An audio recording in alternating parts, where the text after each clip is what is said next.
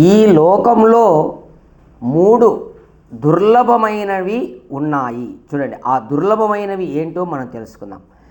దుర్లభం త్రయమేవ తద్ధైవానుగ్రహహేతుకం మనుష్యత్వం ముముక్షత్వం మహాపురుష సంశ్రయం. వివేక చూడామణి శంకరాచార్యులు. చూడండి, దుర్లభమైనవి దైవ అనుగ్రహం చేత కానీ లభించనివి ఈ లోకములో మూడు ఉన్నాయి.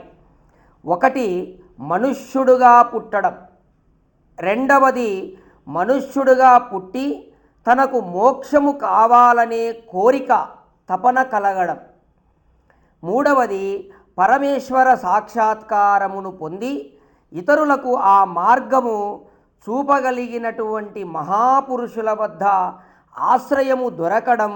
ఈ మూడు దుర్లభమన్నారు శ్రీ ఆదిశంకరాచార్యులు.